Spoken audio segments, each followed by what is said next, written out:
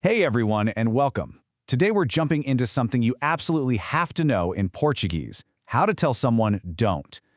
From a gentle "don't worry" to a firm "don't touch," we're going to break down this super important piece of grammar.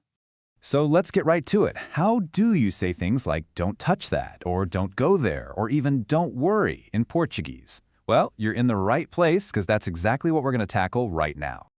The fancy grammar name for this is the negative imperative, but really it's just a command that says no. Think about a sentence like, "No abras a porta a ninguém." It just means don't open the door for anyone. It's direct, it's clear, and trust me, you'll be using it all the time. I mean, whether it's a playful warning or some serious instructions, these don't commands are a huge part of everyday conversation. And the best part? The basic rules are actually surprisingly easy to get the hang of. Okay, so let's kick things off with the easy stuff, to get a nice win under our belts. This first rule is for when you're speaking a bit more formally to one person, using você, or when you're talking to a group of people, using vocês. And here it is, the simplest rule of all. To make one of these commands negative, you literally just slap the word não right in front of the verb. That's it. So the positive coma becomes não coma. I mean, it really does not get easier than that. All right, so you're probably thinking, okay, where's the catch? And yeah, there is a little twist, but it's not a big one. It all happens when you're using that informal you, the to form, the one you use with your friends, family, and kids. So this slide right here, this is the core of it.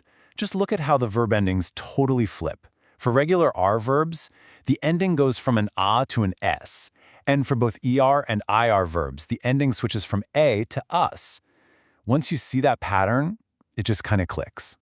So let's see what this looks like out in the wild. The verb here is falar, which is an R verb. So instead of the positive command fala, we use the negative form não fales. You see that is ending? That's the key.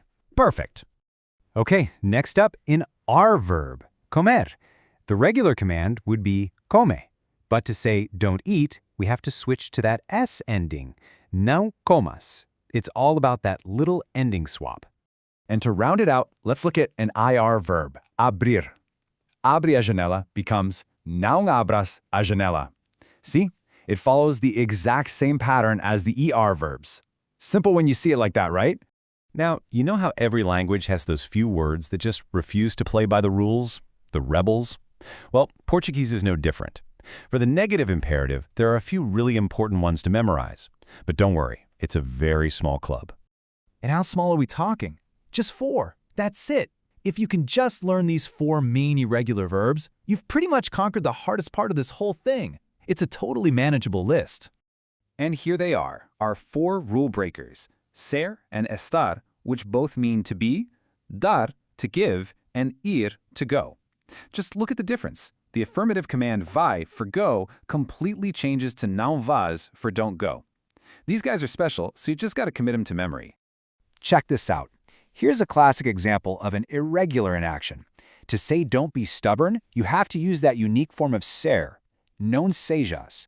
This is one of those phrases you are definitely going to hear and use. All right, enough with the grammar tables. Theory's great, but it's not the same as using the language for real. So let's do a little rapid-fire round and see how these commands actually sound in everyday situations. Não fumes tanto. Don't smoke so much. This is a classic to command. It's an R verb, so it's got that S ending. Short, sweet, and to the point. Não escrevas na parede. Don't write on the wall. The verb is escrever, an ER verb, and that S ending is our dead giveaway that we're talking to. Não faças barulho. Don't make noise. This one is incredibly useful. You'll hear it everywhere.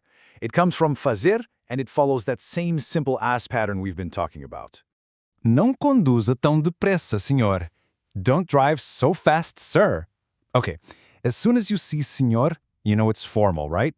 It's the você form. And what's the rule? It's the easy one. Just add não.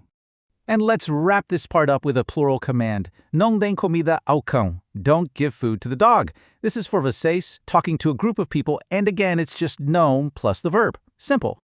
Okay, let's zoom out for a second and pull all those threads together.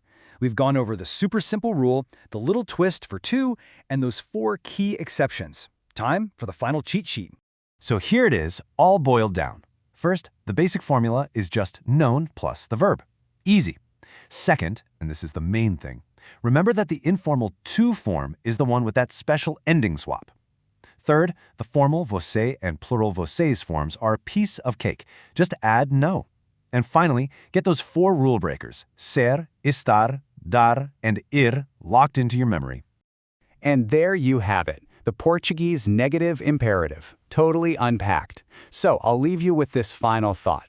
What's the very first don't command you're going to try out? Go for it. Thanks so much for tuning in.